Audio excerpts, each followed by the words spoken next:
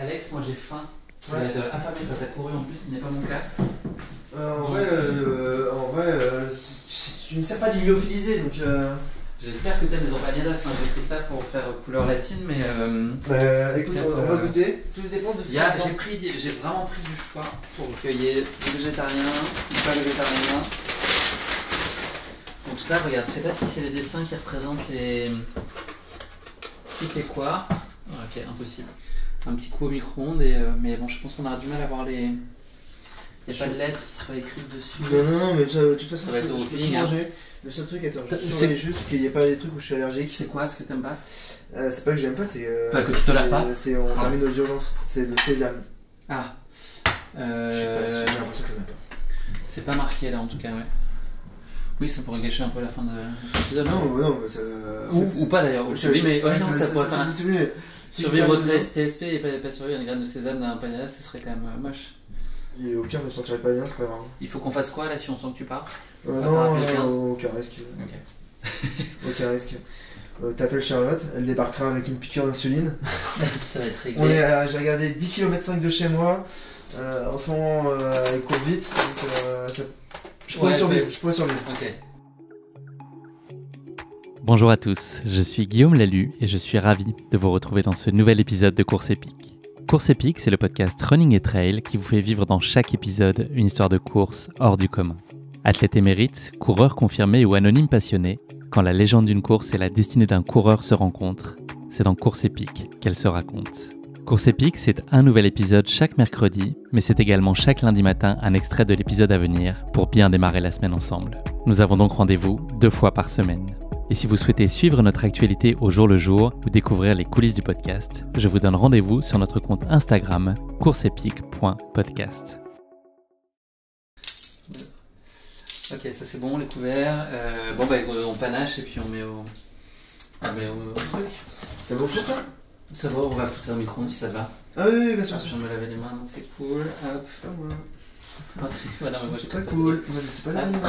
Moi j'ai créé, c'est pas bien, mais j'ai créé un système militaire avec ma vie à Paris en ne lavant pas les mains. Ah ouais? Non, je peux. Ok. Bah ça fait ses preuves. Alors, qu'est-ce qu'on met une minute? On en met. Vas-y, moi j'ai mis 3, mais vas-y. Non, j'allais dire on met tout, mais. Ça se fait. À moins que tu veuilles. Vas-y, dis-moi. Donne-moi. Hop. Qu'est-ce qu'on met? Une 15? Alors, moi je ne connais pas, je n'ai pas de fond micro-ondes. Ouais. Comment on peut vivre tu sais, je cuisine que des produits frais et locaux, évidemment. Oui, tu fais livrer tes paniers repas toutes les semaines. Ouais. Alors, je me fais rien, mais non, mais en vrai, je sais pas, je fais tout minute. Pour moi, perdre du temps pour me faire manger complexe. Perdre du temps, t'as déjà tout dit là en disant ça. Ouais, bah, prendre du temps? Perdre du temps? Non, perdre du temps. Okay. J'adore manger, etc., mais au quotidien, je n'ai pas le temps de perdre une demi-heure, une heure pour faire et manger, quoi. Donc, là, tu serais avec quoi là si t'étais rentré chez toi ce soir? Là, tu vois. J'estime retour 1h, 1h30. Max 2 heures, soit j'aurais pas mangé et j'aurais mangé plus demain matin. Ouais. Plus demain matin, c'est-à-dire 2 paquets de gâteaux à la place d'un. Ok, qui sont quoi? En soi, j'ai une petite période fingers, tu vois. Petite fingers. Chocolat blanc? Vraiment le pire du pire des races.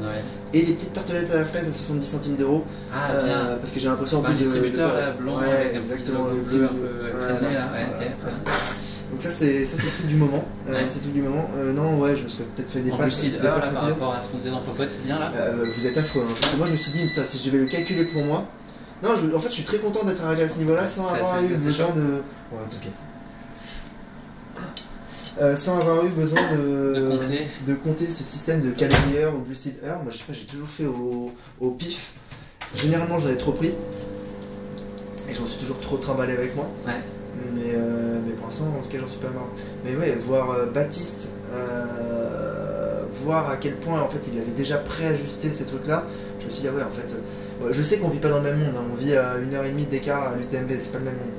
Mais ah ouais, je suis pas prêt. C'est voir à quel point sa stratégie de nutrition elle est calquée sur la stratégie de course, c'est dingue. C'est fou. En fait, je me demande à quel point c'est un risque ces trucs-là, parce que s'il y a de l'inattendu, puisqu'il y a tout le temps en ultra, comment tu le gères. Moi, j'ai passé en fait mes 5 dernières années à passer que mon temps à gérer des inattendus. Donc maintenant, ça arrive, allez, je prends, je suis habitué. T'as jamais été trop tard, toi, dans l'hypo, un truc comme ça?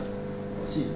Moi, mon kiff au quotidien, je prends rien quand je cours à Paris ou quoi. Donc, de temps en temps, je me fais des 3, 4, 5 heures sans eau, sans bouffe, sans rien. Et mon truc préféré, c'est de partir en hippo et de rester dedans. Et de temps en temps, je vais chercher cette hippo pendant le moment. Ça va être ma difficulté de la sortie, ça va pas être de monter plus vite, d'aller plus loin ou quoi que ce soit. C'est de bouffer une hippo au bout de 3 ou 4 heures. J'ai eu une hippo en interview l'autre jour, pas moi, mais mon invité, Duncan Pereira. 2. Ouais, mais ça, c'est les sportifs, ça. Ouais. Il avait rien bouffé, il était parti faire une sortie de 15 km et il m'a fait 2 fois le truc de oh là. Il était dans un hôtel, il prenait des gobels et des trucs de sucre là, tu sais. Ouais, le pauvre, il était mal. Ouais, je sais pas, je pense que c'était parce que quand j'étais gamin, tous mes potes et tout, ils avaient tout le temps des bonbons, des trucs, des machins, moi j'avais jamais rien. Parce que ma mère, je pense, me préservait du sucre. Ouais. Et donc je me suis habitué à vivre et à avoir mon corps qui sait vivre sans ça. Ok. On va se mettre à table? C'est pas mal, ouais. Très bien, on va se replacer. Tu as ce qu'il faut à boire? Ça devrait le faire pour l'instant, oui. Ok. Le frigo est pas loin. Hop là. Ça va? Ouais. C'est bon, t'as des couverts. C'est la surprise. Alors, tu sais, c'est les empanadas surprise. Ouais, s'il y a un truc qui va pas, tu me dis. Non, je pense que je dois sur. C'est bon, c'est chaud. Ouais. Pas mal. C'est très bon. C'est fin, ça se mange enfin. Ouais, non. Allez, on y retourne. Ouais, let's go. Alex, ils sont comment ces empanadas? Ils sont déjà chauds, donc ça franchement, c'est quelque chose qui est important et qui était aussi important pendant le TSP. C'était avoir de la bouffe chaude, c'est tellement réconfortant. Et sur les ultras, j'en ai assez peu, très peu souvent. Les rares moments où j'en ai, c'est quand j'ai Cécile qui me fait l'assistance et qui arrive à gérer pour me faire du riz à la bonne température ou quoi. Là, j'ai pas besoin de réconfort, donc tu aurais pu me le servir froid. En vrai. Tu me le servais froid, il n'y avait pas de problème. Ouais, on est bien. Un bon moment. Un bon moment. Alex, il faut que ça continue à l'être. Ouais. Avec la deuxième partie de cet épisode, donc consacré à ton TSP. TSP Atacama, yeah. Voilà. Qui n'est pas le Tony Super Parker. Non, TSP, ça fait Tipeee, ça pense un peu Moi, ça me fait penser à Tony Hawk's Skater Pro, un jeu que j'ai beaucoup rodé. Ça me faisait penser à ça en termes de nom, et le fait qu'on soit parti d'un skatepark, ça me faisait beaucoup penser à ça. Il a dû être champion de skate, lui, entre 1972 et 2021, non, un truc comme ça. Ouais, à peu près. Il a quand même maintenu le truc. Il continue. Je le suis sur Insta, il fait encore 2-3 trucs, mais bon, lui, il a des rampes géantes chez lui, donc ça aide. Mais il est plus tout jeune, hein, ça y est. Moi, j'ai que un bowling et un tennis. J'ai pas encore de rampe chez moi, dans mon appart. Ouais, bah écoute, ça sera le GLB. Le GLB, on dirait le nom d'une drogue, hein, par contre. Aussi, ouais. Le Guillaume Lalou Bowling. Le GL20, un sentier de randonnée aussi, sinon. Tellement ça marche. Long, ouais. Ça marche. Donc non, ouais, c'est parti sur le TSP. Je sais pas si, tu vois, là je l'ai fait avec la voix américaine, mais je sais pas si t'as vu, ils ont un espèce de, comment on dit, un shower, tu vois, sur les planches à Paris, quand il y a des mecs qui viennent tourner pour préparer des spectacles, etc. Il y a toujours un MC. Et donc là, le TSP, il n'y a pas grand chose, mais en termes de communication, ils balancent pas mal sur leur Insta. Ils font beaucoup de directs pendant la course. Et ils ont un MC qui est un pote de Nils, qui est sincèrement incroyable à voir. Je sais pas si tu pourras piquer des moments audio juste pour avoir sa voix. Comment il s'appelle? Il a bien buzzé. Jerick, j'ai plus son nom, mais c'est It's Me Jerick, je crois que c'est sur Insta, si je me plante pas. Et on peut le retrouver dans les vidéos de TSP, de toute façon, quand on regarde leurs vidéos à eux, dans leur réel. Et en fait, c'est un espèce de Ludo collé, mais qui aurait grandi à Boston et qui connaîtrait pas grand chose au final à la course à pied, mais qui garde une bonhomie et une voix, mais avec une culture ultra rap gangsta américaine, proche quand même un petit peu du milieu de la photo et de quelque chose où il y a de l'esthète. Donc très particulier d'avoir un mec, un MC déjà, c'est très bizarre d'avoir un MC sur une course. Toi, c'était pas un speaker, c'était un MC qu'on avait, quoi. À l'UTMB, c'est un LC. Oui, oui, très bon. très bon. Mais tu vois, ils sont là pour présenter l'événement, là où le MC, il est là pour presque le présenter, mais pour l'extérieur, d'une certaine manière. Il était là plus comme un présentateur à la Nelson Montfort, vous voyez. voilà, il était plus pour présenter qu'est-ce que c'était que le TSP vers l'extérieur. Et c'est, je sais pas pourquoi je suis parti là-dessus, assis pour le TSP, mais rien que pour si t'arrives à choper un moment audio où il le dit ou quoi, ça vaut le coup, quoi. Bah si on le trouve, on le mettra là. Now you know me. My name is Jarek and I am the host of the Speed Project. So this moment is extra special for the first time. Spectaculaire. Alex, c'est parti pour Speed? Non, t'as pas pioché? J'ai pas pioché. Alors, ça divulgage soit beaucoup c'est le trop. 6, soit c'est le 9. Speed! Incroyable! Ouais, tu tombes de ta chaise.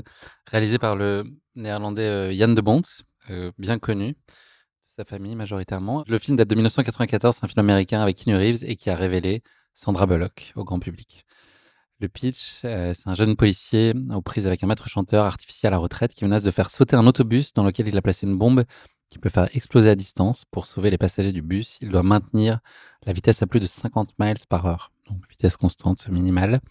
Un défi de taille pour Jack Traven, interprété par Keanu Reeves. On en a parlé. Je crois que tu l'as pas vu, ce film. J'ai pas vu. Bande annonce. Chaud. Je sais pas si ça a bien vieilli, mais moi j'ai Je un pense bon que ça souvenir. a très mal vieilli.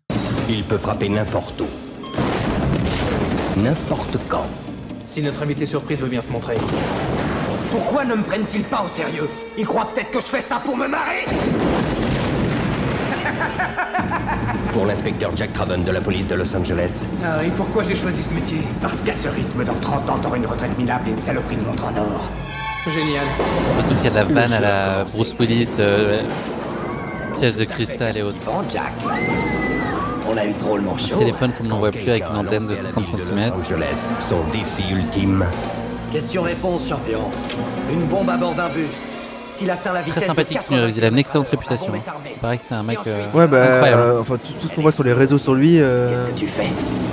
Qu'est-ce que tu fais? Maintenant, tout le monde m'envoie les extraits de lui dans l'escalier à Montmartre, parce qu'il les a descendus dans John Wick 4. Ok. Il y a une scène dedans, ou une scène armée, qui est assez ouf d'ailleurs. Il descend, il monte moins vite que moi. D'après vous, Je reste ou je sors? Vous sortez! Bah voilà, c'est beaucoup mieux. Accrochez-vous! Il y a de la castagne, hein. Je sais pas combien de voitures ils ont Ah, plié depuis le début de la bande-annonce. le là, budget américain, c'est de la tôle, c'est de la tôle.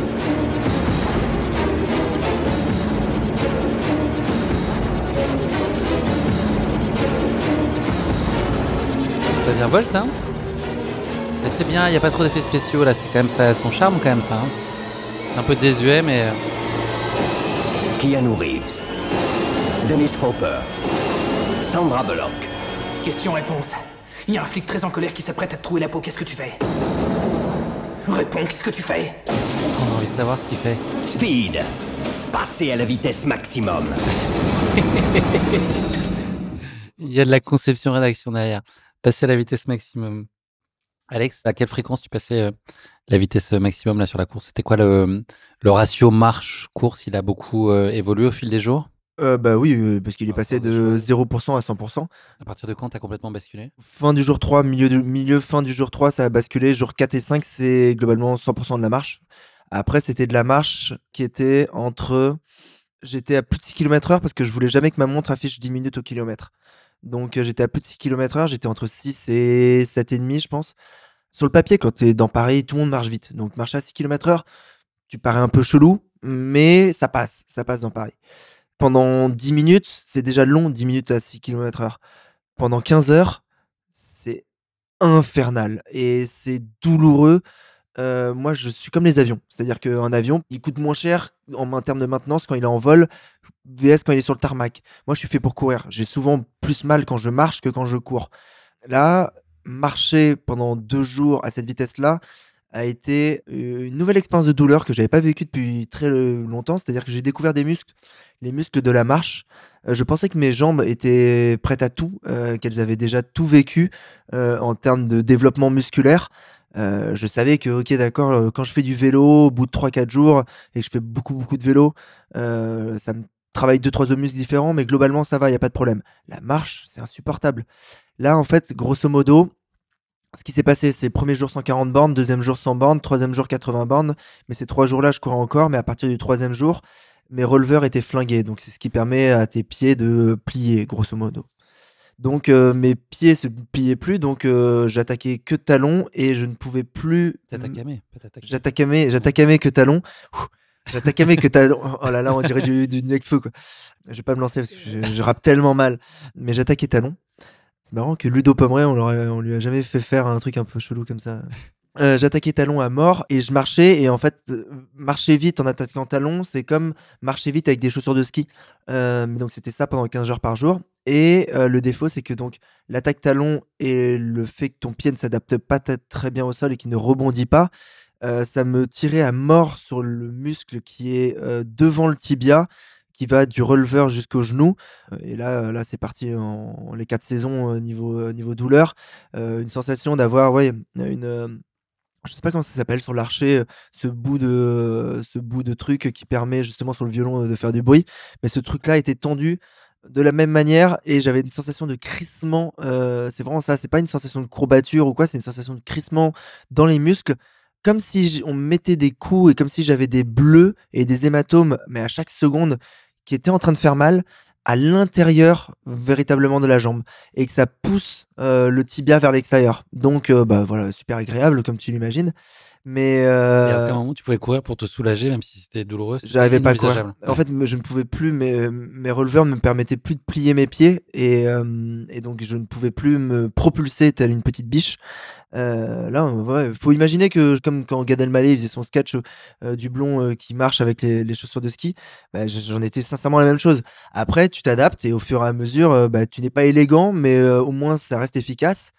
Et là, je sais pas si tu le remarques, mais je suis en fait très courbé sur mes épaules, etc. Je l'étais un petit peu avant, mais là, 5 jours de marche complètement courbé, en fait, recroquevillé. Je ne sais pas pour quelle raison ça a commencé à me recroqueviller, mais je terminais, en fait, j'étais en mode, ça m'a rappelé mon arrière-grand-père, qui était complètement plié en deux à 94 ans. J'ai eu la sensation d'être mon arrière-grand-père à certains moments sur la course. Surtout bête, pas de bâton. Je les ai utilisés dans les descentes, tellement j'avais mal justement. Les descentes, c'était les rares moments où, en plus de me faire mal au tibia, ça a commencé à me faire mal aux cuisses. D'habitude, j'ai jamais mal aux cuisses, ça n'arrive plus depuis bien longtemps. Là, j'ai sorti les bâtons, ne serait-ce que pour sortir un tout petit peu de poids et qu'il n'y en ait pas trop. Vu que là, mon corps se retrouvait un peu plus en avant, qu'il n'y en ait pas trop sur mes cuisses, j'ai sorti les bâtons à ce moment-là. Sinon, le reste du temps, pas du tout. Je trouvais que ça me faisait perdre du rythme et je préfère avoir mal que de perdre du temps. Et c'est là où ça revient à speed.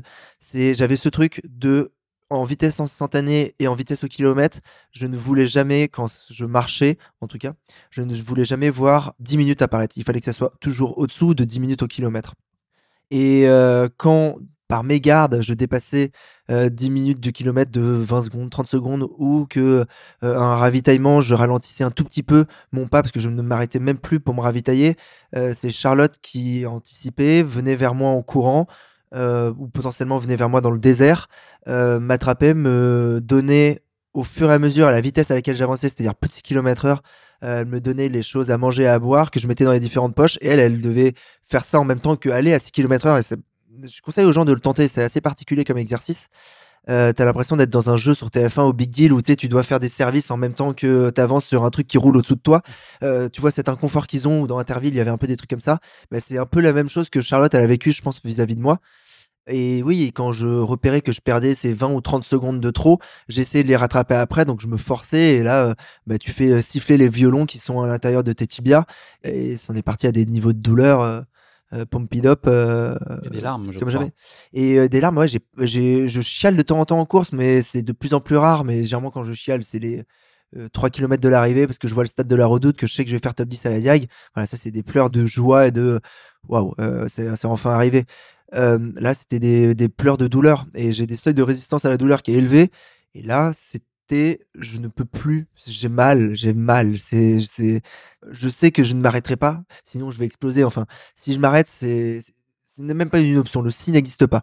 Il n'y a que le quand qui existe, et le quand, il existe que quand je serai arrivé à San Pedro de Atacama. Avant, il n'y a pas d'arrêt. Si, il y a les arrêts de nocturne, mais le reste, je n'ai pas le droit de m'arrêter. Donc, je vais avoir cette souffrance tout le temps, et savoir que tu t'interdis toi-même de compenser cette souffrance, c'est presque encore pire psychologiquement. Tu te dis, parce que putain, mais je suis en train de me faire du mal et je m'interdis de me faire du bien. et t'es enfermé là-dedans et tu sais que t'es tellement fort que tu vas vraiment te l'interdire, donc que tu vas à aucun moment compenser. Et donc ça, c'est encore pire de savoir que t'es en train de lutter contre toi-même et que tu gagneras pas contre toi-même. Et c'est sincèrement atroce. Donc je sais pas si Speed, ils sont allés aussi loin dans le, le procédé psychologique qui amène à ne pas vouloir s'arrêter. Si, c'est la peur de mourir pour eux, ce qui doit être encore pire. Mais ce serait un concept de course à lancer, hein. Je me demande si ça existe pas, ça d'ailleurs, avec une vitesse minimale à respecter. Si ça existe un peu avec le truc, Pas le truc avec les mecs qui te rattrapent là par l'arrière. avec les mecs qui rattrapent, qui sont rattrapés par la bagnole. Un peu même concept, mais je le ferais plus en mode démon. Si tu as pas un certain niveau de vitesse, tu peux pas avoir d'alimentation ou de flotte. Peut-être qu'il y a un concept à faire là-dessus. Pour faire écho, est-ce que tu vas nous raconter à la fin de l'épisode? Je pense qu'il y a cette course réveillée en toi des velléités d'organiser des choses. Exactement, ça pourrait... ouais, on peut y penser. Je peux rajouter cette difficulté-là. Ça serait pas idiot. Alex, une question qui pique sur Speed. Yes. Comment les producteurs de ce film-là, de la 20th Century Fox, se sont rendus compte lors d'une projection test que le film avait un potentiel et qu'il avait captivé visiblement les gens qui étaient présents dans la salle ce jour-là? Il y a un truc qui les a fait tiquer en observant les gens dans la salle. Ils ont pas mangé de popcorn. Non, ça pourrait. En fait, ils se sont rendus compte que les gens qui allaient aux toilettes y allaient en reculant parce qu'ils voulaient continuer à regarder l'écran alors qu'ils se dirigeaient vers les toilettes. Et là, ils se sont dit, on tient peut-être une petite pépite. C'est très bon signe. Et raconter ça, c'est comment bien vendre ton film, en fait. Tu vois, plutôt que de mettre les exceptionnels sur les affiches, tu mets cette anecdote, tu dis les gens, pour aller faire pipi, y aller en reculant. Je pense le film est vendu en marketing à l'époque. Là, aujourd'hui, personne n'hésiterait à faire ça, je pense, sur l'affiche. Combien de bus, donc, utilisés sur tout le film? Non, mais rien que sur la bande-annonce, il y en a 10 qui ont dû y passer. Donc, 12. Ouais, 12. Un qui a servi uniquement à la scène où Keanu Reeves passe en dessous. Voilà, j'ai pas vu le film depuis un petit moment, mais il y a un petit budget bus. Cette scène, petit budget bus, raisonnable. Hein. Globalement, pas trop dépensier depuis le début là, de l'épisode. Alex, 7e film. Yes, let's go. 7, un chiffre que j'aime bien. Film français, monsieur. C'est le premier. Je crois que oui. Je veux pas dire de bêtises, oui. Quota, là. Ouais. Je pense que c'est le premier. Problemos. Pas le plus connu, je pense, mais il est pas mal drôle. Mais ouais, très très drôle, quoi. Et surtout, je crois qu'il était sorti avant la Covid. Visionnaire. Et assez visionnaire de tout ça. Donc derrière ça, on va parler plutôt de la solitude, le moment où tu te reconnectes aussi un peu au réel, tous ces moments-là, après avoir été dans l'isolement pendant autant de temps. Le synopsis du film, c'est Jeanne et Victor, qui sont des jeunes Parisiens de retour de vacances. En chemin, ils font une halte pour saluer leur ami Jean-Paul sur la prairie où sa communauté a élu résidence. Le groupe lutte contre la construction d'un parc aquatique sur la dernière zone humide de la région et plus généralement contre la société moderne, la Grande Babylone. C'est drôle, ça me fait marrer juste en lisant ça. C'est quand même très drôle ce film. Le speech est très drôle. Séduit par une communauté qui prône le vivre autrement, où l'individualisme, la technologie et les distinctions de genre sont abolies, Jeanne et Victor acceptent l'invitation qui leur a faite de rester quelques jours. Lorsqu'un beau matin, la barrière de CRS qui leur fait face a disparu, la communauté pense l'avoir emporté sur le monde moderne. Mais non, le plaisir est de courte durée, c'est ce que tu évoquais, Alex. À l'exception de leur campement, la population terrestre a été décimée par une terrible... pandémie. Voilà, c'est pas par un pandémie, mais par une pandémie.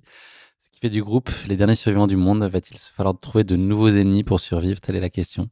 Voilà, donc c'est Éric Judor de Eric et Ramsey qui a réalisé ce film. Et dans ce film, il y a Blanche Gardin aussi. Je pense un de ses premiers rôles peut-être... sur des longs métrages, qui joue le rôle de Gaïa. Voilà, très joli surnom aussi, qui lui va comme un gant. Alex, on va se regarder la bande-annonce. Je suis chaud. Moment de plaisir en perspective.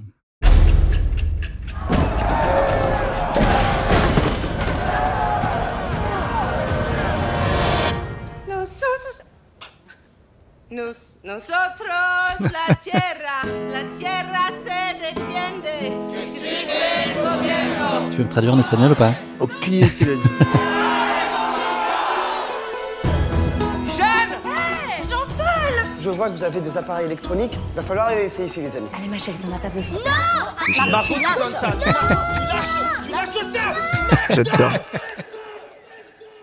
Allez, viens faire un bisou. En fait, la mobilisation pour la zone a commencé il y a 6 mois. Il s'appelle comment, le bout de chou? L'enfant. Non, mais le prénom. Bah non, je lui ai pas collé une étiquette sur le front à la naissance, non. Le but, c'est de montrer qu'on peut vivre autrement. J'ai jamais été vacciné. Et Monsieur Fraise j'ai aussi. jamais rien eu. Bon, j'ai un peu de sang dans mes selles, un zona de temps en temps. Tu sais, j'ai un souffle au cœur quand je pisse, mais c'est tout. Hein. Moi, j'ai un vrai problème que je voulais partager avec vous. Depuis 2 mois, je pue de la chatte, c'est épouvantable. T'as essayé l'hibiscus en cataplasme? Tu peux même le laisser infuser la nuit en bouquet à l'intérieur sans problème. Les copains, il y a un truc bizarre à la barricade. Venez voir, venez. Oh putain, d'accord. Problemos. Il est magique, Monsieur Fraise. Putain. Le monde de gens morts. Quoi? Tout un tas de gens morts sur la route. Il n'y a plus personne sur Twitter. Ceux qui restent, ils font que parler de pain de mie, ça me fait chier, tu vois. Ils font même plus d'efforts d'orthographe sur Twitter. Pandémie. C'est pas pain de mie, c'est pandémie. Il y a une putain de pandémie. T'es débile, toi, en fait. Pandémie, c'est une pandémie. Elle est débile.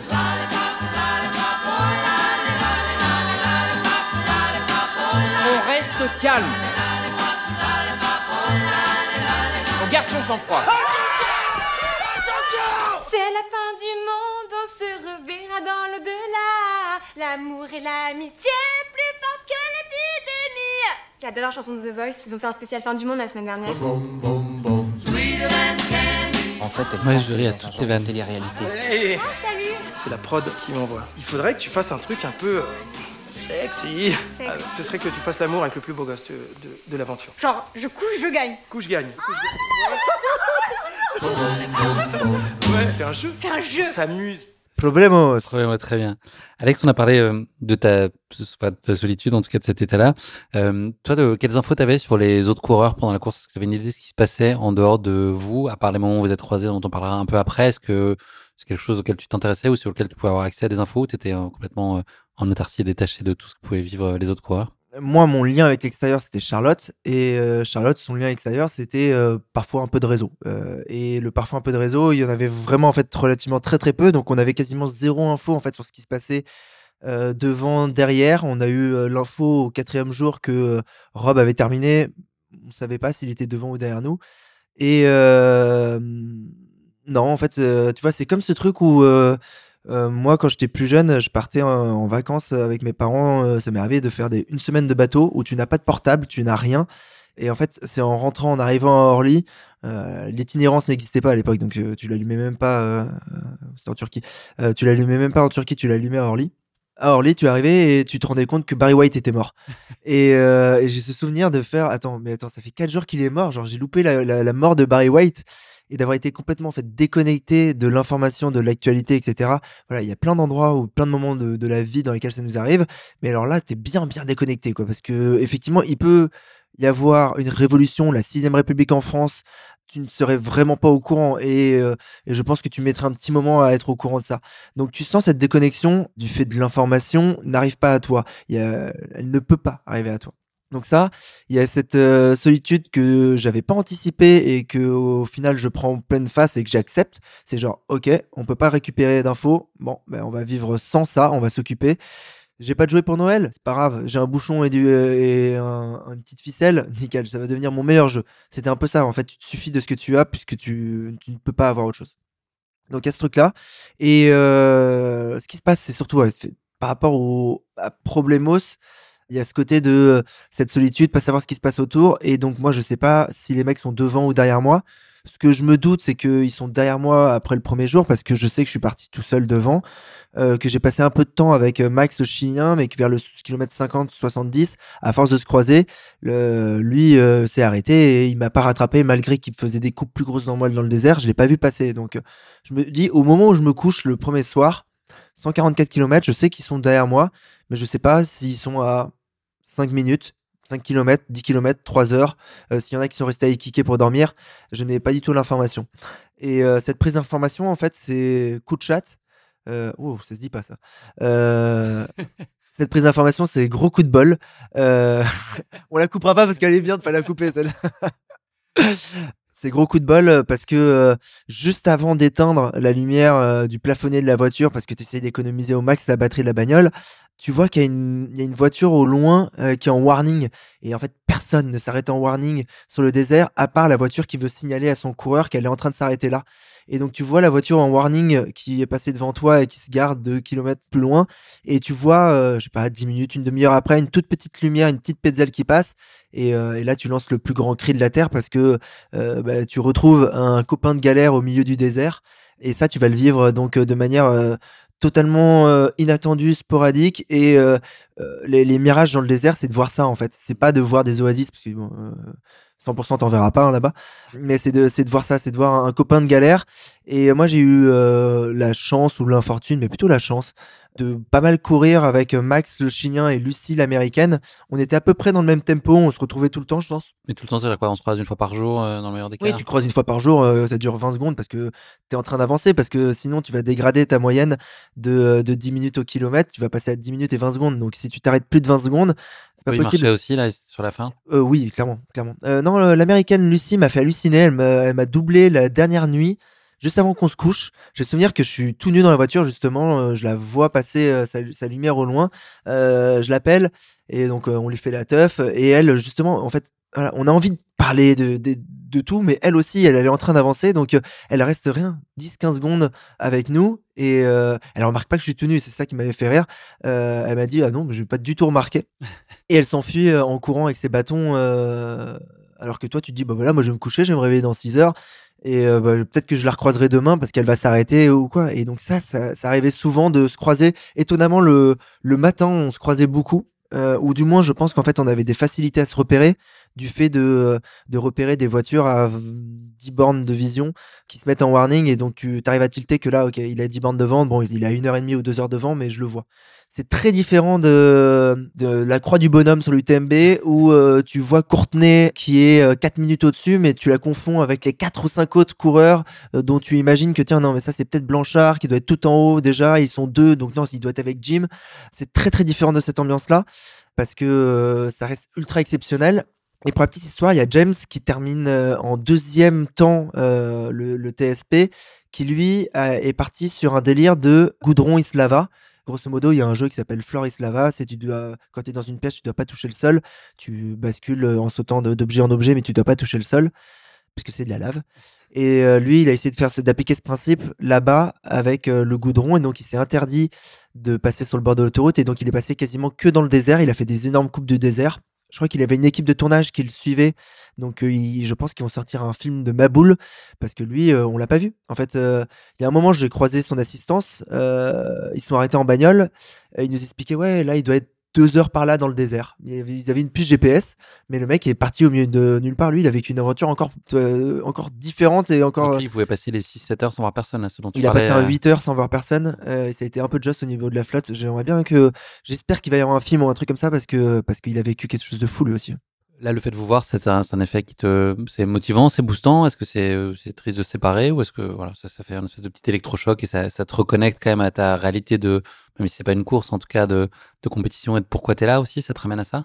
La compétition devant, derrière, etc., tu t'en fiches. C'est exactement comme quand sur la fin d'un ultra on dit il est 10 minutes d'avant, il est crevé. Non mais attendez, déjà j'essaie de survivre moi, après on verra pour les autres, quoi.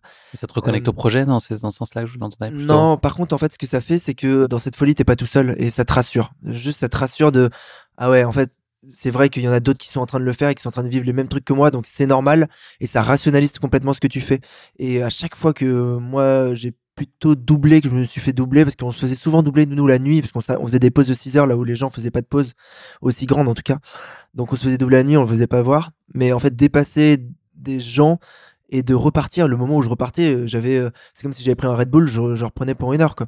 Pendant 1 heure j'étais jovial, ça allait bien avec toutes les souffrances qui vont avec, mais ce rationnel de se dire en fait c'est normal ce qu'on fait, je suis pas tout seul, tout va bien, les autres vont bien, ils se sentent bien, ils sont encore vivants, bon, vu leur tronche et vu leur physique, je suppose que je dois être pareil, donc effectivement on se fait du mal, mais ça va là, ça va mieux d'un coup. Une question qui pique pour clore ce chapitre, Alex, relative à Eric Judor. Il a pratiqué un sport à haut niveau avec d'importantes ambitions. Est-ce que tu saurais me dire lequel? Putain merde, parce que je suis sûr de l'avoir entendu ça. Pas de l'escrime? Non. Non. Judo? Non. Judor. Judor. Ah, je peux avoir un indice. Sport individuel, sport de balle individuel. Individuel de balle? Ouais. De balle individuel? Il y a des sports individuels de balle? Ouais. Jaune. Alors, pour la petite histoire, en fait, il y a Hervé, le preneur de son, qui vient de me mimer. Il a fait le mime le plus efficace de la Terre. Il a fait juste le mouvement, là, comme ça, avec la main, de haut vers le bas. Très discret, très discret. Ni vu ni connu. Au bac blanc, là, ça passait. Je pense qu'il a fait du tennis, Eric Judor. Franchement, je sais pas comment t'as trouvé tout seul. Ouais. Mais, ah ouais? Alors, ouais, il est parti après le bac. Il s'était persuadé qu'il était pour être tennisman pro. Donc, il est parti aux US quand même. Il a passé 1 an là-bas.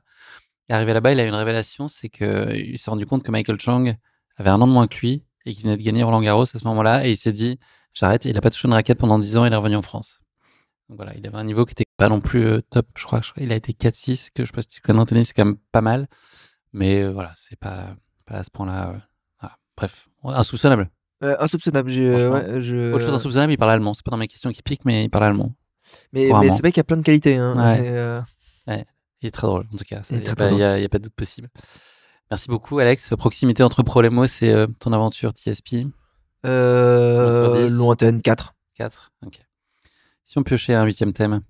Et c'est parti. 2e film français, Le Petit Monde de Don Camillo. Vu, pas vu? Vu il y a très longtemps avec mon grand-père. Et j'ai failli le voir hier soir parce qu'il passait sur une chaîne de la TNT très tard. Improbable. Film de 1952 avec Fernandel et Gino Cervi. Donc, Le Petit Monde de Don Camillo raconte les péripéties comiques et émouvantes du prêtre catholique Don Camillo et du maire communiste Pepone dans un petit village italien d'après-guerre. Malgré leurs différences idéologiques, les deux hommes cherchent à préserver l'harmonie locale. Leurs affrontements souvent burlesques cachent une amitié profonde, tandis que Don Camillo dialogue régulièrement avec la statue de Jésus pour trouver guidance et récompense. Et réconfort, pardon. Récompense aussi, peut-être, on ne sait pas. Il y en a eu 6. De quoi faire pâlir de jalousie Fast and Furious ou Saw. C'est quand même pas mal. Coup de production. Ouais, pas tout à fait.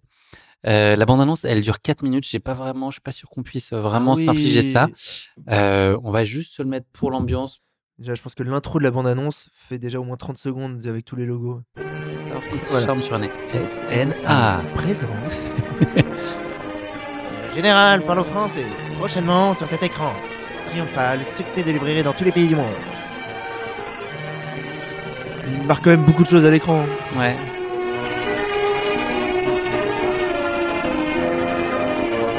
Nous avons l'intention de faire agrandir les établissements scolaires et de faire réparer le clocher de l'église.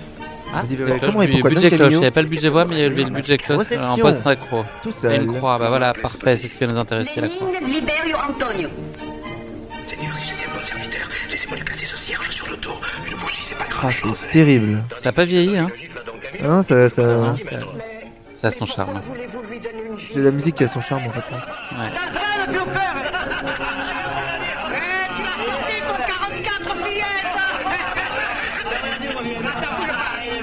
Comme celle-là. Est-ce que tu savais que la croix symbolisait à la fin de la course? Si je dis pas de bêtises, j'espère ne pas en dire une. En fait, quand il nous avait dit l'arrivée, elle est pas à San Pedro parce que c'est trop galère, il y a trop de chiens, c'est trop dangereux. On va la faire juste à côté, à un endroit où il disait c'est la Cruz Papale. Et j'avais pas tilté la première fois, j'avais pas compris que c'était une croix papale, en rapport avec le pape très certainement. Ouais, elle était pas très pâle. Peut-être. Non, elle était blanche, mais j'ose espérer que c'était pas pour ça qu'ils l'ont appelée papale. Mais oui, il nous l'avait expliqué et j'avoue que en fait, j'ai pas repéré grand chose avec le Street View avant la course. Je me suis mis 2-3 points à 2-3 endroits où je me suis rendu compte qu'au final c'était tout le temps la même chose. Après, je suis quand même allé voir l'arrivée pour repérer la fin. Et j'avais repéré que c'était une croix sur une petite montagne, une grosse colline à la fin du canyon qui permet d'entrer dans San Pedro de Atacama. Je l'ai fait là, j'ai peur d'oublier. Est-ce que c'était une cruise épique? C'était une cruise épique. Elle l'est devenue en fait. Elle a rien d'épique du tout. Si, elle est peut-être un peu plus chic que toutes ces croix que tu vois dans les montagnes françaises. Elle est photogénique, hein, moi je trouve. Elle est belle. Très photogénique parce qu'en fait la lumière brûle toute l'image aussi souvent. Et cette grande croix blanche immaculée, légèrement en hauteur, donne du charme au moment. Et pour moi, c'était un peu particulier parce que je suis agnostique. J'ai plutôt une sensation vis-à-vis de la religion où le plus loin je m'emporte et le mieux je me porte. Et qu'on me dise alors là, tu vas faire le défi de ta vie, etc. Et ça va terminer. Tu dois toucher la croix. Il y a des gens qui peuvent pas rentrer dans les églises, dans les synagogues ou dans les mosquées parce que ils ont c'est pas une intolérance, mais il y a quelque chose comme ça en eux où ils savent que c'est pas leur endroit où ils ont envie d'être. Ouais. Et très clairement, moi, j'ai désacralisé la croix. Elle n'était pas l'instrument de crucifixion de Jesus, mais c'était globalement juste un tout petit monument à la sortie de San Pedro parce qu'on ne pouvait pas le faire parce que c'était trop dangereux. Le truc, c'était s'il y aurait eu des chiens. Un rôle fonctionnel, globalement. Exactement. Et visuellement, c'était bien pratique parce qu'elle était avant... Il y avait grosso modo 5 ou 6 virages sur toute la course. Il y a le dernier virage qui... Un par jour, quoi. Quand t'as du bol. Moi, il y a un jour, j'ai pas eu de virage du tout. Et t'as le dernier virage et donc tu vois les personnes arriver de loin. Et c'est en fait un bon endroit de rassemblement pour que quand toi t'as fini, en fait tu passes te prendre une petite douche et tout le monde se retrouve à cet endroit-là pour accueillir les autres participants pour les solos. Et après, quand il y a les équipes qui arrivent, les autres équipes. Donc c'était... Moi, j'ai désacralisé complètement le truc. J'ai pas vu de concurrents qui ont eu des signes religieux ou quoi vis-à-vis de ça. Donc, je pense que maintenant, dans ma tête, comme le triangle de l'amitié et cette église qui a juste au bout, ça a la même valeur pour moi. C'est élément du décor. Exactement. Et c'est un moment que tu as imaginé longtemps, là, cette croix, tu l'as fantasmée comme dans une aventure comme ça. Est-ce que au bout de 50 bornes, tu considères que tu es arrivé et que tu la touches du doigt et elle t'obsède et tu as envie de la voir, ou est-ce que c'est anecdotique, enfin, ça occupe Tu connais pas. ce truc-là où moi, je pense beaucoup, tiens, je me ferais bien je sais pas pourquoi, c'est souvent l'entrecôte frite ou une bavette frite qui me vient très vite en tête dans la course en me disant putain, j'ai envie de ça à l'arrivée. Il n'y a pas de frites en lyophilisé encore, ils ont pas. Et ouais, non, la bavette frite, ils l'ont pas encore fait. Ou une bière, ou imaginer la ligne d'arrivée. Il y en a qui la visualisent pour s'aider, et moi j'ai toujours trouvé que ça m'aidait pas en fait, et que quand j'y pensais souvent trop tôt en course, et que c'était pas le moment d'y penser, c'était le moment d'être concentré parce qu'il y a des camions. Et donc là c'était exactement ça, j'y ai sincèrement très peu pensé parce que il y avait déjà tellement de choses à gérer que cette perspective n'était pas présente. Et en plus étonnamment à la fin c'est le seul endroit qui est vraiment dans des canyons ultra vallonnés, pas le seul mais c'est un des 2-3 passages où la vision horizontale ne te permet pas de voir l'horizon. Tout le reste du temps, tu vois l'horizon, tu vois la courbure de la Terre. Ça fait très bizarre de voir la courbure de la Terre, en fait. La Terre est ronde, hein, je vous le dis. Hein. On a un scoop. Scoop, les platistes. La Terre est réellement ronde, je l'ai prouvé à Atacama. Mais non, ouais, c'est un des rares endroits où, c'est un peu vallonné. Tu as la vision sur tous les grands volcans chiliens derrière, au-dessus de San Pedro. Étonnamment, la prochaine fois, j'aimerais bien qu'ils nous fassent arriver à un autre endroit encore pour que ça soit toujours des endroits différents. À Las Vegas, ils le font arriver sous le signe de Las Vegas, tu sais, l'entrée de la ville, là, le truc semi-losange avec les couleurs, qui a priori un spot à photographes. Et donc, chaque année, il y a énormément d'embrouilles avec les photographes locaux qui sont là pour faire des photos qui font payer aux touristes. Et il y a embrouille parce que, bah voilà, t'as couru 500 km dans le désert du Nevada, tu peux pas te prendre une photo tranquille tout seul sans avoir à la payer. Donc chaque année, il y a une méga embrouille avec les photographes là-bas. C'est pas encore le cas à San Pedro. J'ai l'impression que c'est moins fréquenté. Ouais, il y a personne. Il y a quelques touristes. Étonnamment, il y a quelques touristes dans le coin parce que c'est le point de départ pour aller visiter le désert et le désert de sel. Mais non, au niveau de la croix, il y a pas grand-chose et grand monde à voir. C'est quoi l'émotion là qui domine à ce moment-là? Il y a la place pour ça ou il y a tellement d'usure physique? Est-ce que tu t'accordes un peu de laisser submerger par des émotions? Il y a de l'émotion dans tous les sens, mais tu vois, il y a plus de larmes parce qu'il y a eu trop de larmes. L'émotion, elle est tellement forte que il y a rien qui sort, mais c'est ok, j'ai juste envie de me poser, juste 2 secondes, boire une bière et parler enfin avec Lucie et Rob. Donc Lucie qui termine en troisième temps et Rob qui avait terminé un jour avant. Ils sont venus à mon arrivée et juste pouvoir débriefer. Ouais. Pour pouvoir débriefer. Et il y a tellement de choses à raconter sur les 500 derniers kilomètres.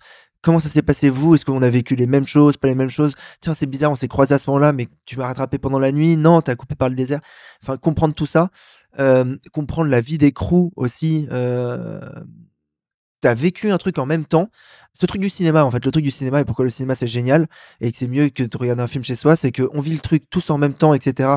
On sent qu'il y a une ambiance dans la salle, mais ce qui est encore mieux, c'est qu'on peut juste d'ailleurs sortir, se mettre à un bar, être avec un pote, débriefer du film et à côté de nous, avoir un couple qui est en train de débriefer du film aussi et peut-être réagir là-dessus. Et ça, c'est génial pour ça, quoi. Donc le film m'a finalement pas, il sert l'émotion sur le moment, mais sur la suite, c'est juste le partage qui est intéressant. Il y a de la place pour de la nostalgie, déjà, ou un sentiment de vide? Dès le 3e jour, le moment où j'ai compris que ça allait se terminer et que je savais pas que ça allait être aux 5 ou 6 jours, j'étais déjà en train de me dire, j'ai envie que ça continue et j'avais envie que ça continue plus longtemps. Donc, à la fin, la nostalgie était déjà consommée depuis 2 jours. Ça faisait 2 jours que j'avais anticipé que c'était fini. Et savoir que un truc comme ça, justement, c'est pas un dossard que tu peux avoir en avance, c'est pas un truc que tu sais déjà d'avance que tu pourras y reparticiper.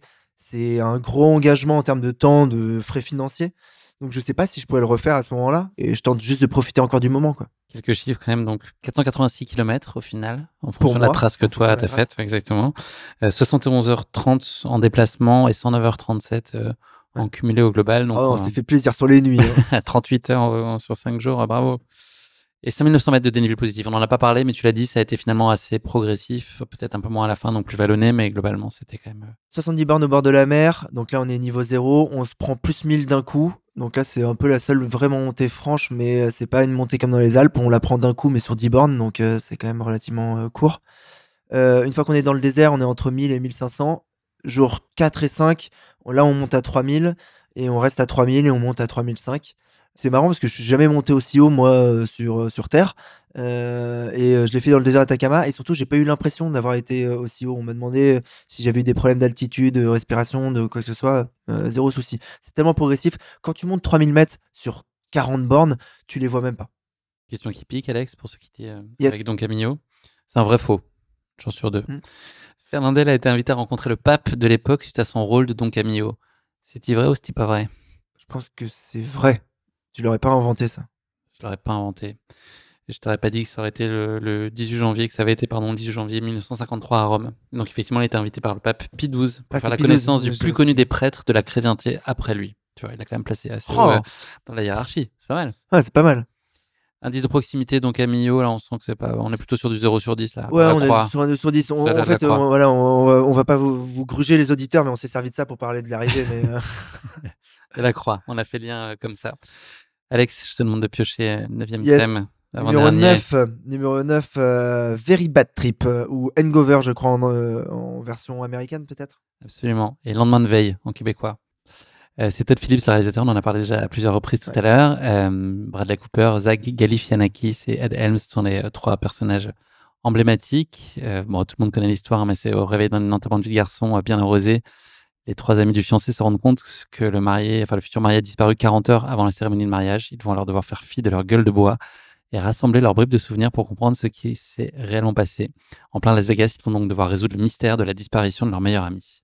Alex, on se parle de ça. Pourquoi? Parce que vous avez le droit à une pool party des familles à l'arrivée. C'était un peu ça. Donc c'était à la fois la barrière horaire et en même temps le temps d'une grande célébration. Il y avait combien de tigres dans ta salle de bain là, le lendemain matin au réveil, après la soirée? Je sais pas, mais la boîte locale, elle a eu une fermeture administrative. Donc moi, c'est la première fois de ma vie que... Vous avez poussé le bouchon un peu? Bon, mais on a fait la teuf, quoi. Et je pense que des gens qui ont traversé le désert d'Atacama, qui ont pu se reposer, faire une vraie nuit de 10 heures, se taper une petite journée, grosso modo, la pool party a commencé à midi, elle a terminé pas très tard, elle a terminé à 2 heures, mais c'était efficace.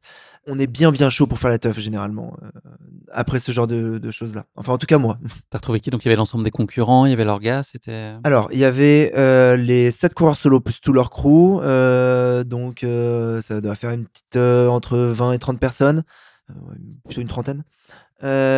Plus après, en fait, il y a donc 20 équipes en relais qui sont au minimum 6 parce qu'il faut au minimum 6 personnes par équipe, plus parfois du média qui est autour, des conducteurs, de la logistique. Donc là, ça commence à rajouter pas mal de monde à cette affaire. 6 fois 10, 120, un petit peu plus. On était 150, 180 à la pool party.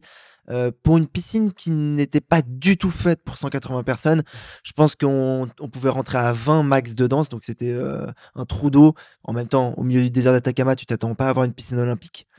Mais oui, donc en fait, le principe c'est ça, c'est l'aventure du TSP ne s'arrête pas simplement à la course, elle s'arrête plus tard, elle s'arrête après cette cérémonie de la pool party, où en fait tout le monde... Tu parles que de ça ou tu as envie de parler d'autre chose, justement? Ou tu es en boucle sur ce que tu viens de vivre, sur le TSP cette soirée-là? Chacun revit et raconte le film de son histoire? Un petit peu. Déjà, on se rend compte qu'en fait, les solos, on a vécu des trucs totalement différents par rapport aux équipes. Les équipes, eux, ils ont vécu un truc. Les Slovaques qui gagnent, eux, leur délire, c'était ils faisaient des sprints de 500 mètres à la suite. Donc, coureur 1, 500 mètres de sprint. Coureur 2 se prépare, descend 500 mètres de sprint. Coureur 3, 500 mètres de sprint pendant 500 bornes. On est quand même sur un concept. Ils ont tenu pendant les 500 km. Ils ont fait 1000 rotations. Ils ont fait 1000 rotations à 500 mètres de sprint à chaque fois, quoi. Donc, ils ont vécu la traversée du désert de manière totalement différente de la mienne. Combien de temps ils ont mis, tu sais? T'as une idée? Je me rappelle plus. Ça. Faudrait que je regarde, mais je me rappelle plus. Mais je pense que... 2 jours? Non, je pense qu'ils ont mis beaucoup moins de 40 heures. Je crois qu'ils ont mis moins de 40 heures, okay. Donc il y avait les Slovaques qui eux étaient mieux organisés parce qu'ils avaient anticipé le truc et eux ils avaient loué un camping-car, donc ils pouvaient en plus avoir des gens qui dormaient potentiellement à l'intérieur, se reposer allongés. Jolie foulée, il y avait une équipe française qui était là. Okay. Eux, ils ont opté pour une stratégie que déjà moi je trouvais folle, c'était sprint tous les 2 km. C'est donc tu fais 2 km, boum, l'autre prend le relais, 2 km, 2 km, 2 km. Mais chacun sprint? Tu vas le plus vite possible pendant 2 km sur 500 bornes. Donc ils ont vécu en fait une aventure totalement différente de la nôtre parce que eux, ils n'avaient pas une logistique de sommeil, une logistique d'eau, de machin, parce qu'il y avait 2 bagnoles, parce qu'ils étaient 6, pas de problème de sécurité non plus. on se rend compte qu'on a vécu 2 trucs différents, mais qu'on a traversé le même désert. On peut parler un peu avec les orgas. À chaque fois, on dit orgas, mais avec les gens qui ont proposé à des gens de faire ça. C'est plutôt comme ça qu'il faudrait le présenter. Et ce qui se passe, c'est que donc on bouffe bien, gros barbecue, il y a tout l'alcool qu'il est nécessaire. Il y a Max, mon copain chilien, qui lui traversé le désert d'Atacama en solo. C'était le truc physique le plus fou qu'il avait jamais fait. Donc lui, c'était le mec où dès que tu le croisais autour de la pool party, il faisait ah yeah Alex, come on, et il balançait du mezcal jusqu'à ce que tu lui dises là non, on arrête. Donc non, ouais, ça a donné un petit côté sympa. Grosse musique, un DJ au bout de la piscine qui était protégé lui aussi du soleil, parce que le soleil est toujours présent à ce moment-là, par 4 parasols jaunes et oranges. En fait, j'avais l'impression d'être dans un clip des années 70 avec des gens qui venaient de cultures totalement différentes, et ça se voyait sur les fringues, mais qui étaient passionnés par la même chose. Donc ça crée un univers quand même très particulier, quoi. Donc vous avez fait fermer cet endroit-là, ou après le Non, club, ça, c'était l'endroit encore où on était décent, et après le club karaoké, déjà on a retourné le karaoké, ils nous ont fait croire que le karaoké marchait plus pour arrêter le karaoké, pour qu'on aille dans une salle plus grande, parce qu'on était en train de ravager la salle. Et on a bien fait la teuf comme il faut. Moi, je n'ai pas de grands souvenirs de la fin. Personne n'a fini au poste Non, on n'a pas eu de problème avec les autorités. A priori, c'est juste que la boîte, je pense qu'on a fait faire trop de bruit et trop tard, et que eux aussi avaient déjà dû déconner plusieurs fois avant. Donc, je pense que c'est pour ça qu'il y a eu fermeture administrative. À moins qu'on ait fait des dingueries, mais on n'est pas encore au courant. Donc non, je pense pas. Donc ouais, le petit côté Very Bad Trip, c'était ce côté-là. Et si, il y a un truc très Very Bad Trip, c'est que tous les organisateurs de courses qui vont écouter ce podcast, parce que t'en as qui t'écoutent, ne faites pas ça. Ne faites surtout pas ce qu'ils font. C'est-à-dire qu'à l'arrivée, là, il y a une identité graphique qui est forte au TSP. Ils créent des petits personnages, des logos, des dessins, des signes spécifiques à la course. Donc il y a un univers graphique spécifique à la course. Et en fait, à l'arrivée, il y a un tatoueur. Donc il y a un système pendant la pool party où tu peux t'inscrire. 2 personnes vont être tirées au sort, tu fais un Shifumi, et si tu gagnes, tu as le droit à un tatouage gratuit par le tatoueur sur place à ce moment-là. Donc tu te fais tatouer en direct. C'est piégeux. C'est très piégeux. Quand tu viens de traverser un désert, que tu as fait le truc le plus fou que tu penses avoir fait de ta vie. Et c'est François Damiens qui fait le tatouage.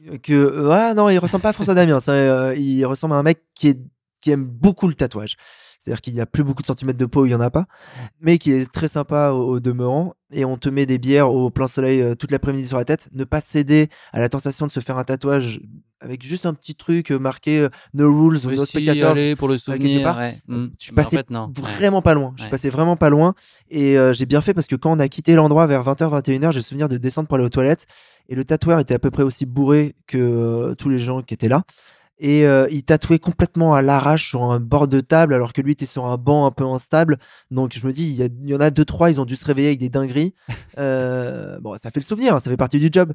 Mais donc s'il vous plaît, organisateurs de courses français, même si c'est une très bonne idée, très drôle, que ça vous rendra super original, ne faites pas ça, parce que les gens se rendront compte quelques jours ou semaines plus tard que c'est une erreur totale. Il y a d'autres choses à faire, mais ne mettez pas un tatoueur qui plus est gratuit. Alex, qu'est-ce qu'on a oublié? De mater la bande-annonce. Je pense que je m'en rappelle presque de la bande-annonce. Allô? Tracy, c'est Phil.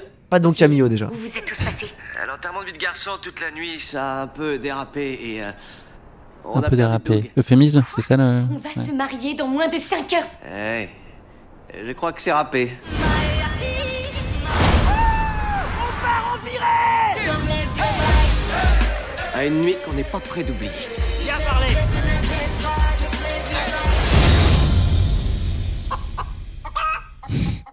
C'était une autre pool partie là. Qu'est-ce qui s'est passé cette nuit? Le tigre, le fameux.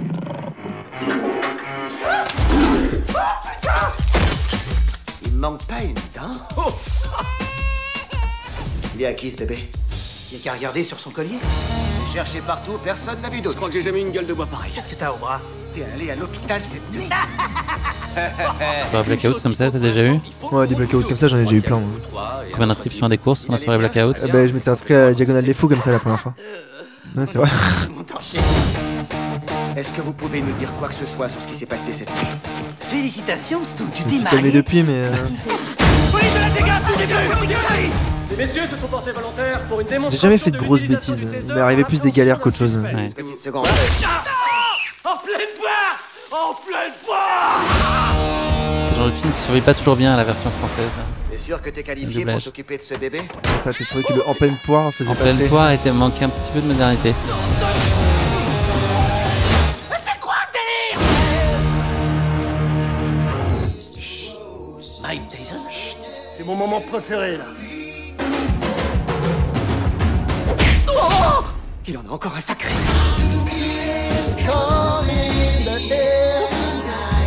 J'ai beaucoup chanté, ça me le rappelle.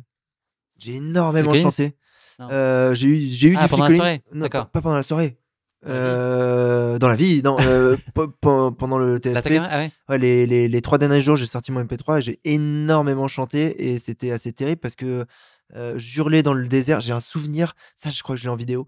Terre brûlée, Serdou, Michel, ouais. lac du Connemara. Bon, pas la meilleure ref, mais en plus je l'ai eu le dernier jour. Mais à hurler dans le désert, c'était. Ouais, je fermais la soirée étudiante, c'était bien. C'était bien. Beau souvenir. Improbable. Le truc qui Totalement clôt les improbable. soirées, normalement, les soirées étudiantes, mais là, non, Exactement. au milieu du désert de l'Atacama. Là, c'était non, mais c'était la dernière journée. J'étais à 15 bornes de l'arrivée, donc justement, ça me permettait de faire la clôture de ça. Quoi. C'était très très bien. La fin du banquet. Alex, une rapide question qui pique. Ouais. On l'a vu là dans la bande-annonce. Stu, un des 3 protagonistes, se réveille sans dents. Tu vois ce passage Ouais. le matin. Qu'est-ce qu'il y a de pas si étonnant dans cette scène, finalement? La réponse est à moitié dans la question. C'est qu'il n'a jamais eu cette dent. C'est-à-dire qu'en fait, il n'a pas d'incisive définitive qui a poussé à cet endroit-là. Et donc, en fait, il avait une prothèse dans pour la vie. l'acteur, Et incroyable. qu'il l'a juste enlevé pour le film, mais qu'en réalité, cette dent n'existe pas chez Il a lui. été d'ailleurs choisi pour ça. Ça a été un des critères déterminants. C'était celle qui remplissait effectivement cette condition-là. Voilà, ils ont Excellent. rajouté quand même le nom du dentiste dans le générique de fin. Pas mal. Alex, je t'ai pas demandé l'indice de proximité sur Very Bad Trip et ton aventure TSP. Enfin, sur ce passage-là, en tout Sur cas. ce passage-là, on était sur un petit 6-7 quand même, parce que c'était quand même des dingueries. On s'est tout dit, je crois. Sur Very Bad Trip, on est maintenant vendredi, ça fait 3 jours qu'on a commencé l'enregistrement de cet épisode, je pense à peu Exactement. près. Mais on a quand même un dernier thème. Et on va essayer de mettre la bande-annonce à peu près au bon moment. Le dernier. Numéro 10 dans ta Et team. le dernier thème, enfin le dernier film, c'est un film qui a été relativement peu vu et que les gens doivent pas connaître, qui est Intouchable. Je sais pas de quoi ça parle, ce Jamais truc. entendu parler, ouais. Jamais vu. J'espère que c'est pas avec Omar Sy. Je déteste ça. Et l'autre, là, l'autre qui François s'énerve tout le temps. Cluzet. Là, Vous cherchez mon papier bordel. par rapport aux acidiques. Comment vous vivez l'idée d'être un assisté? Ça vous gêne pas de vivre sur le dos des autres? Ça va, merci, et vous? Vous pensez que vous seriez quand même capable de travailler? Vous en avez de l'humour. J'aurais tellement que je suis prêt à vous prendre à l'essai pendant 1 mois. Je parie que vous tiendrez pas 2 semaines. Donc là, il est en train de mettre de l'eau bouillante sur les jambes. Je me souvenais pas Il n'y a de pas ça. de sensation de la douleur, j'ai pas de sensation. là. mais effectivement, Ça, t'as pas eu ça pendant l'Atacama? Ça, si je Ouais. l'aimais pas, Exactement. je les aimais m'évanouir. Moi, je vais pas vous mettre des bas. Hein. Même pour vous. Vaut mieux vous évanouir. Franchement, à un moment donné, faut. On dit non, on les met pas, on reste là. Moi, je me suis pas respecté. Hein, mettre C'est bon comme ça? j'ai un pantalon rempli de pisse pendant 3 jours. Bon appétit. Eh, s'il vous plaît. Oh. C'est qui ce type? Autour de toi, tout le monde s'inquiète. Tu dois pas laisser rentrer n'importe qui chez toi. Et surtout dans ton état. Dites-moi, vous n'avez pas envie de prendre le large? Vous voulez vous barrer, c'est ça? Et on va où? Respirez un peu. Ça y est, les voilà. 100 € que je les mets dans le vent. Tenez.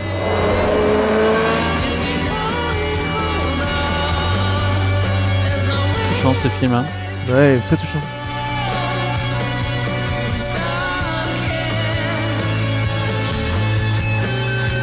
Oh, il donne envie de vivre.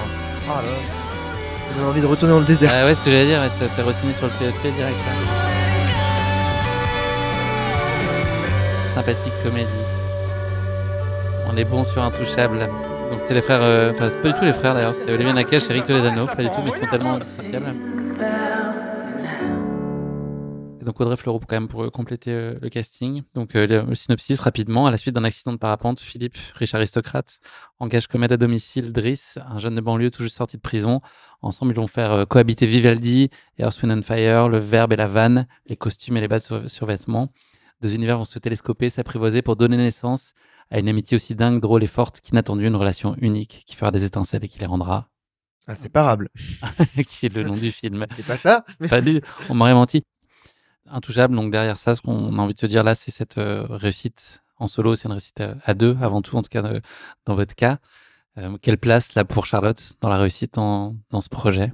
Bah, en fait, rien que dans le nom de la course, tu vois, TSP Atacama Solo, c'est le nom officiel de ce truc qui ne l'est pas officiel.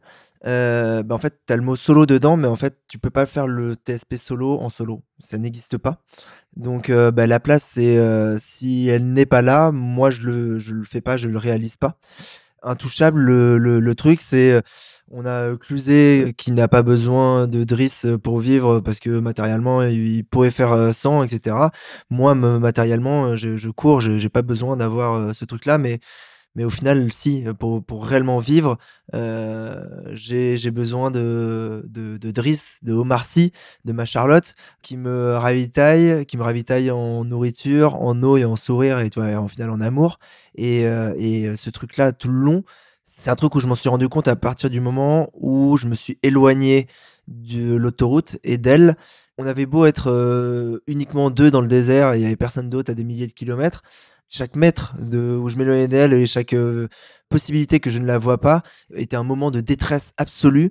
Et je me rendais compte à quel point en fait j'étais un petit enfant sans défense, sans rien, quand elle n'était pas là et que je ne savais pas qu'elle n'était pas là. Tu vois, ça ce côté Oedipe maternel d'aller dans les jupes de ma mère et savoir que la jupe de ma mère est pas très loin pour que moi je sois en confiance.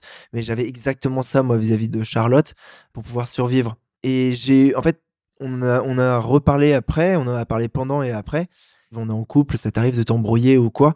Et en fait, surtout dans des moments de crispation comme ça, où il y a de la galère à gérer, où moi ça va pas bien, je suis au fond du trou, où elle passe quand même 15 heures par jour à courir dans tous les sens, entre la bagnole, les camions, etc. Donc tout peut arriver en termes d'énervement. Et non, en fait, on raisonnait à la même onde. Tout le long, on était calés sur le même rythme. Elle avait beau pas courir, j'avais l'impression qu'elle courait avec moi. Je sais pas comment bien le décrire, ce truc-là. Mais c'est en fait, je suis bien content que les 3 mecs des médias, ils aient pas été là. Parce que l'aventure était trop différente si on n'était pas à 2. J'aimerais bien refaire un TSP Atacama, mais si je le refaisais avec Loïc, j'avais déjà vécu 25 000 des aventures avec Loïc, je sais que je le vivrais tellement différemment que ça aurait pas de goût. Au même titre que dans mon souvenir, Omar Sy, au bout d'un moment, il se barre, il n'est plus dans la gestion de Mr. Cluzet dans le film, et c'est quelqu'un d'autre qui s'en charge, et ça se passe pas bien parce que c'est pas le même traitement. C'est parce que ça s'est passé comme ça à ce moment-là que l'histoire est si belle et magnifique pour moi. Le refaire avec quelqu'un d'autre, ça va être très difficile. Et je sais que c'est une possibilité de le refaire avec quelqu'un d'autre. Donc, ce que j'ai très envie maintenant, c'est d'inverser les rôles. Et c'est en fait que ça soit moi qui soit dans le pick-up et ça soit Charlotte qui court. On verra s'il y a une possibilité ou pas de le faire. Mais ça peut être très certainement le TSP Atacama ou autre qui pourrait y avoir.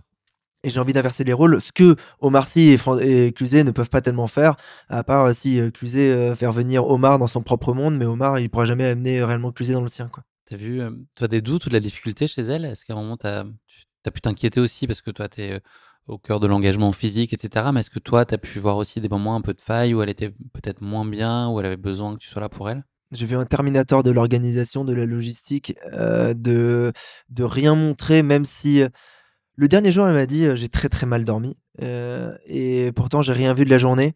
Quand elle a dit j'ai très très mal dormi, je suppose qu'elle a dû dormir 1 heure pas bien dans un pick-up après 5 jours, avoir dormi dans un pick-up. Et l'inconfort d'hygiène aussi que tu peux avoir. Non, en elle, j'ai vu que de la force, genre de la force et de la maîtrise. Et s'il y avait des doutes, sincèrement, il va lui falloir lui donner un César, un Oscar, ce que vous voulez, parce que en termes d'interprétation, on était quand même dans une interprétation de on gère, ça se passe bien, totalement maîtrisé. Donc je sais que ça a mis sous tension Cécile Bertin, qui me fait d'habitude mes assistances, qui a dû se demander putain, ça y est, il a peut-être trouvé une meilleure assistance, quelque chose qui, avec cœur, il a une réelle connexion. Mais je te rassure, Cécile, au-dessous de 500 bornes, on fera pas avec Charlotte. Nous, on fera que les trucs un peu comme ça, quoi. Et tu t'es quand même questionné sur éventuellement ce que tu pouvais lui imposer d'une certaine façon avec ce projet-là, de ce qu'elle pouvait ressentir et tout ça? Est-ce qu'à un moment tu t'es dit, est-ce que je ne pas dans une situation d'inconfort? Je sais qu'il y a tu parlais moments des questions de sécurité qui étaient un peu stressantes parfois ou autres, ou est-ce que globalement tu t'es dit peut-être que je devrais pas l'emmener dans des choses comme ça? Très souvent le premier et le deuxième jour, jusqu'à ce que comprendre qu'elle aussi, elle était en train de s'éclater, et qu'elle me le dise et que je sente que c'était pas un non, mais t'inquiète, je m'amuse quand même, je suis bien. Non, c'était pas ça. Je sentais qu'il y avait un réel. Elle traversait aussi le désert d'Atacama et au final, c'était pas. Je préfère dire le mot crew parce que ça me permet au moins de pas utiliser le mot assistance qui est péjoratif en France en tout cas.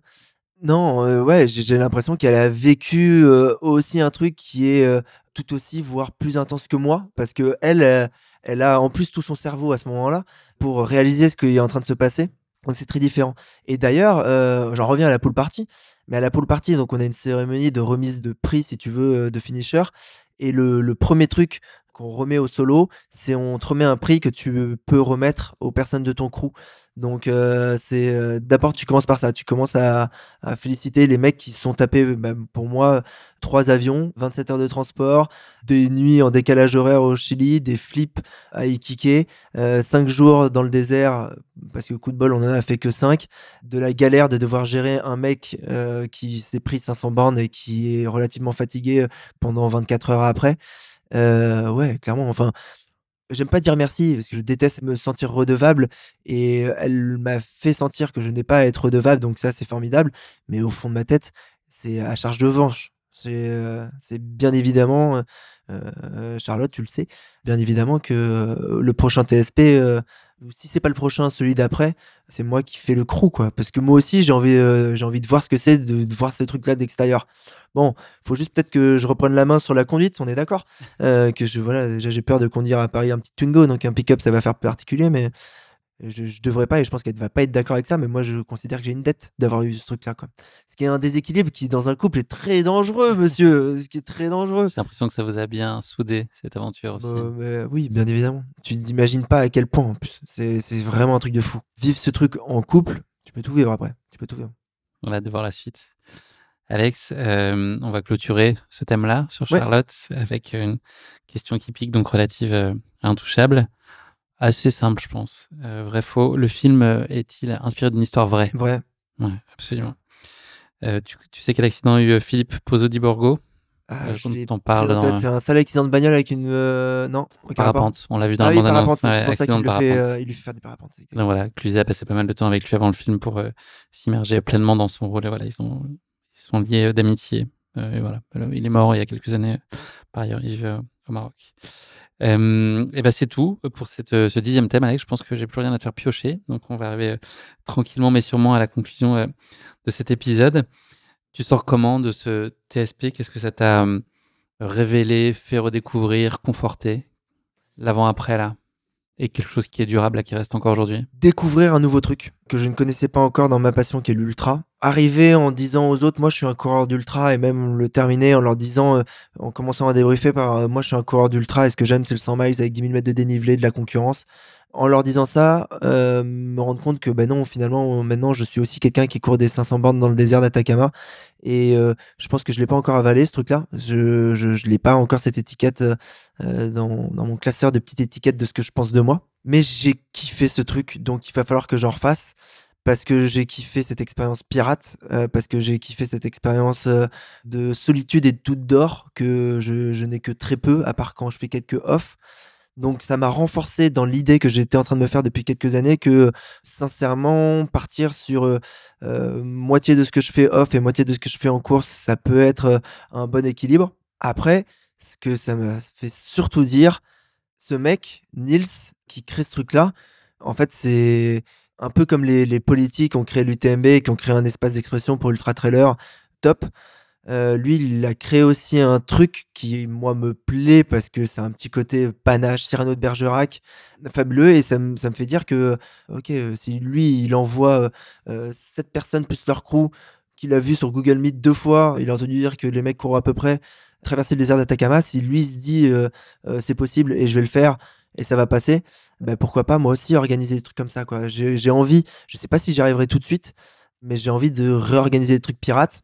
Il y avait un truc pirate que j'organisais, mais je me faisais plus passer pour officiel que pour pirate. Avant, c'était l'UTMM, l'Ultra Trail Montmartre, et j'ai toujours cette carte. Donc là, je suis en train de le faire renaître dans ma tête, et il va renaître dans les faits aussi en 2024. Je sais pas encore tellement quand, mais il y aura très peu d'informations, ça c'est ce qui est sûr. Il n'y aura pas de site pour s'inscrire.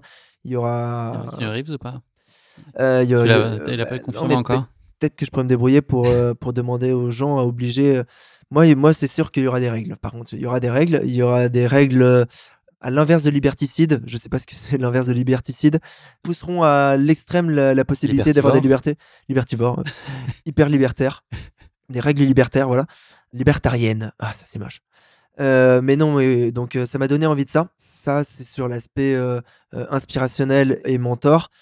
Et après, fondamentalement, ce que j'en garde, c'est l'envie d'en refaire. Et fondamentalement, ce que j'en garde, c'est le truc que je trouve dans l'ultra tout le temps, c'est que ça me permet de me rappeler que je suis vivant et que je suis pas enterré et que je suis pas sous terre et qu'il y a que en faisant des trucs fous de ce style-là que j'arrive à me sentir 100% vivant. Je sais pas si avant le TSP, je m'étais senti vivant comme ça, mais là, j'ai pris un shot de vie. À voir à quel point j'aurais un very bad trip ou pas avec ce shot de vie. Et je pense que j'ai pas encore basculé. J'aurais pu basculer complètement taré et rester vivre à traverser que le désert et continuer. Non, je reviendrai pas en France avec toi, Charlotte. Je vais continuer à marcher seul dans le désert. Ma vie est ici. Non, mais j'ai 32 ans. Ma crise de la quarantaine risque d'être phénoménale. Une des dernières questions que j'ai envie de te poser, Alex, est-ce que tu peux encore t'enthousiasmer pour des courses plus conventionnelles? Est-ce que tu peux encore y trouver du plaisir? On sait que tu aimes bien retourner sur les courses que tu connais, etc. Est-ce que là, maintenant que tu as connu ça, est-ce que tu vas pouvoir y trouver encore des choses? Je me suis beaucoup posé la question juste en revenant, forcément. Et la question, elle était vite répondue. Parce que, en fait, ce que je me suis rendu compte, c'est que j'aime courir. Et que j'avoue que quand j'ai parlé aux autres concurrents et qu'eux, ils connaissaient pas l'UTMB, ils connaissaient pas la Diagonale des Fous, ils connaissaient pas le système européen de course, alors que c'était certains des Américains, ils connaissaient pas la hard rock et la western. Ça m'a fait bizarre. Moi, je les connais, j'ai la chance de les connaître, que ce soit Notre-Dame de la Gorge ou que ce soit les 14 premières bornes de la Diagonale. J'ai envie de les revivre, ces trucs-là, parce que c'est des petits shots de vie, mais j'ai envie de les revivre. Et donc, non, sincèrement, j'aime trop courir pour me dire que il faut forcément que ça soit un truc plus fou et que ça soit du toujours plus pour que je continue à aimer ça.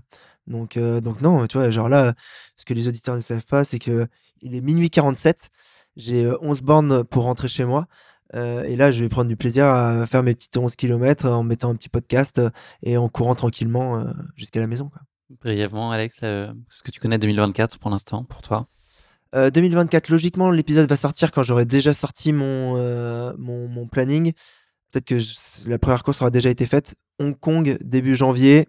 Je te donne que les gros où je suis sûr à 100% parce que c'est de l'envie. Hong Kong, début janvier. L'Ultra Trail du Mont Fuji en avril. Un TSP en Allemagne en juin. 2 off avec Loïc, je pense. Un en février-mars, un en mai. Avec toujours nos idées un petit peu bizarres. Fin août, je crois qu'il y a ce truc traditionnel autour du Mont Blanc. Là, du côté de Chamonix. Du côté de Chamonix où il est possible que je vienne. Sur l'UTMB, je suis déjà qualifié, j'ai déjà mon dossard, donc je suis certain de prendre le départ, à moins de un autre truc qui se passe. Et qu'est-ce qu'il y a d'autre? Diag, je n'y vais pas cette année. Je retourne en Suède parce qu'ils m'ont eu, ces bâtards. Il y a une bague, on a une chevalière. Donc quand tu termines, tu as une chevalière. La première année, elle est argentée, la deuxième année, elle est argentée, et la troisième année, c'est une chevalière dorée.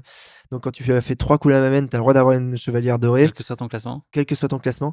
Donc forcément, il faut que j'y retourne juste pour avoir cet artefact du trail. Donc coup la mamène. Et Lyon-Saint-Élion, en fait, ça m'a un peu gavé cette année d'arriver avec 500 bornes dans les pattes, tout blessé. J'avais décidé d'abandonner avant de prendre le départ. Donc ça m'a un peu saoulé. Donc l'année prochaine, j'aimerais bien y retourner un petit peu plus en forme pour aller accrocher les premières places. Très clairement, je vais pas y aller pour sucer des glaçons ou du verglas. Donc a priori, ça va être à peu près ça le programme. Il y aura peut-être 2-3 courses entre autres. Je pense que je vais peut-être faire un tour en Auvergne du côté de la VVX. Je vais faire l'éco-trail de Paris. Mais ça sera pas des objectifs sportifs. Les objectifs sportifs, c'est Hong Kong, Japon, UTMB et Lyon-Saint-Élion. Le reste, on pense même pas au sport. Quel film t'as le plus envie de revoir là? Après les avoir passés en revue tous les 10, celui qui devient là. Speed, je pense que pour le truc, c'est pas mal, mais non, le train dans la neige, transpersonnage, je pense que c'est celui-là qui m'a donné le plus envie.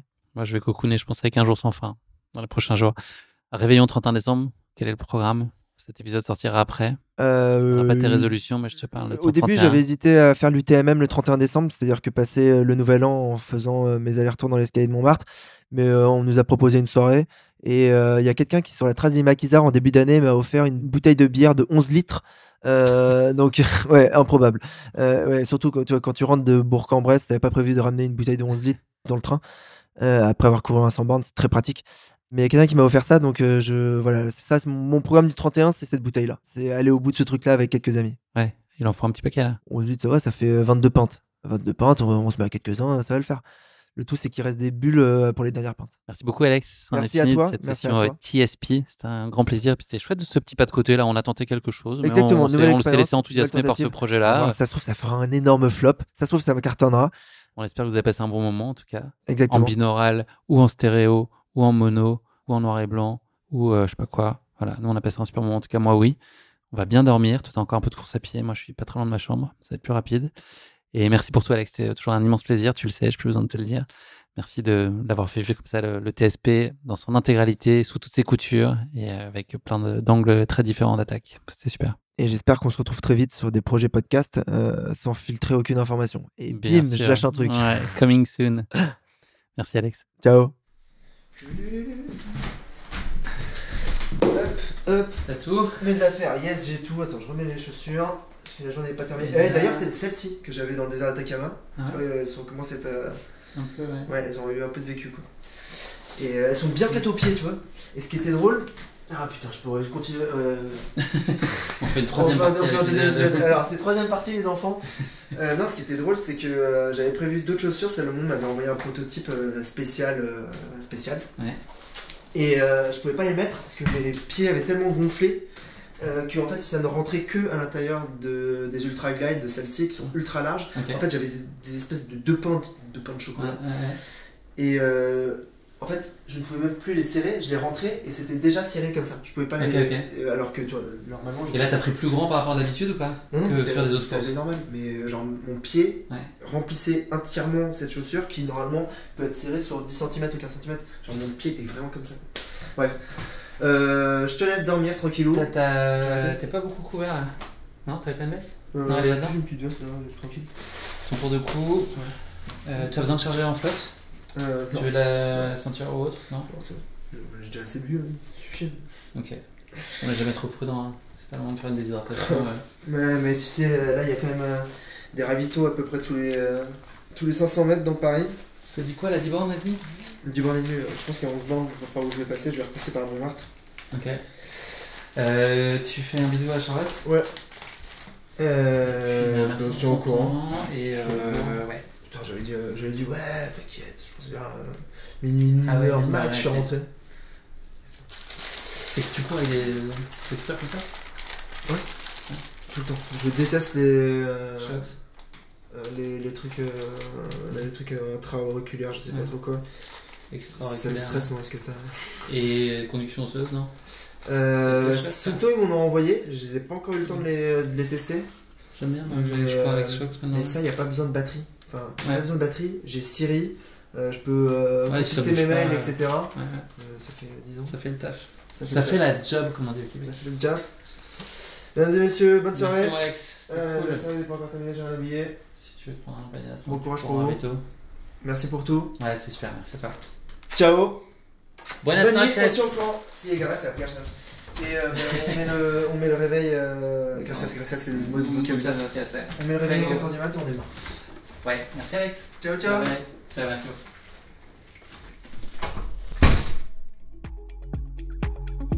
Merci d'avoir écouté cet épisode. Si vous l'avez écouté jusqu'ici, c'est qu'il vous a probablement plu. Alors n'hésitez pas à noter le podcast et rédiger un avis sur votre plateforme d'écoute favorite. C'est essentiel pour soutenir ce travail indépendant. Cela ne vous prendra que quelques secondes et ça change beaucoup de choses pour le podcast. Et pour être sûr de ne manquer aucune course épique à venir, n'oubliez pas de vous abonner sur votre plateforme d'écoute.